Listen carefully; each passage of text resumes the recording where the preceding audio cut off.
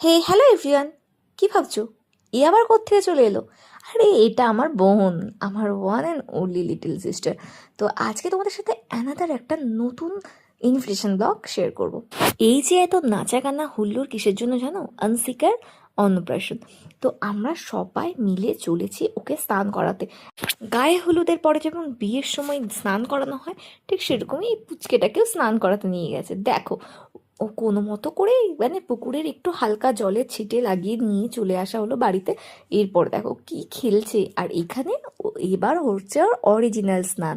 একদম পুচকে এইটুকু একটা কিউট মিষ্টি একটা বাচ্চা, পুরো অন্নপ্রাশনে একটা ফোঁটাও চোখের জল বের করেনি, ঠিক দাঁড়িয়ে দাঁড়িয়ে তাকিয়ে তাকিয়ে পোজ দিয়েছে। চলো এবার সন্ধ্যের পুরো হল ডেকোরেশন থেকে শুরু করে খাবার দাবার শেয়ার করি। এই যে এখানে পুরো স্টার্টার কাউন্টার আছে, পাপড়ি চাট, ফুচকা, মোমো, সাথে কাবাব স্টল আর মকটেল যেগুলো থাকে ওগুলো সব কিছুই ছিল। তো আমরা কোনো মতো একটু স্টার্টার খেয়ে নিয়ে চলে এলাম ডিনারে। তো ডিনারে দেখো সবাই মিলে বসে পড়েছি। এই যে আমার বোন, আমার মা, দিদা সবাই বসেছে। তো প্রথমে প্লেটের মধ্যে চলে আসলো লেবু। এবার কোনো জায়গায় আমরা দুই মূর্তি একসাথে গেলে যা যা করি আর কি, আড্ডা, গসিপ, চর্চা সব কিছু শুরু করে দিয়েছি। তো দেখো এইসব বকতে বকতে আমাদের প্লেটে চলে আসলো স্যালাড আর তার সাথে সস, আর তার সাথে ছিল চিকেন সাটে। তো চিকেন সাটেটা বেশ ভালো ছিল, ক্রিস্পি ক্রিস্পি, আর এই সস দিয়ে ডিপ করে ব্যাস একটা বড় সড়ো বাইট। আমার মুখ দেখে মনেই হচ্ছে সেই মন দিয়ে খাচ্ছি, তাই না? তো এটা খাওয়া কমপ্লিট করে প্লেটে চলে আসলো বাসন্তী পোলাও, আর তার সাথে ছিল চিকেন দু পেঁয়াজা।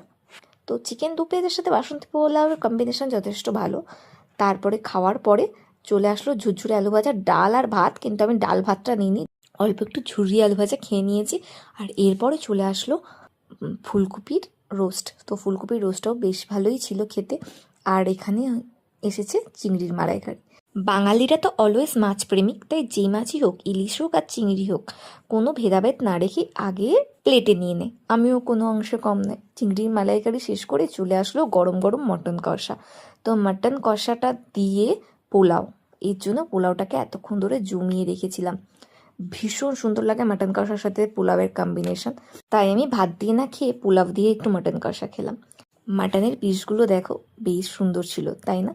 এরপর চলে আসলো চাটনি আর পাঁপড়, আর তারপরে অন্নপ্রাশনের সব থেকে শুভ জিনিস, সেটা হচ্ছে পায়েস, আর তার সাথে ছিল একটা ভাপা মিষ্টি। তো আমাদের খাওয়া কমপ্লিট করে আমরা সবাই মিলে কয়েকটা সেলফি ক্লিক করে বাড়ি চলে আসলাম। তো আমার এই ভ্লগটা তোমাদের কেমন লাগলো তোমরা প্লিজ কমেন্ট করে জানাও। Bye bye.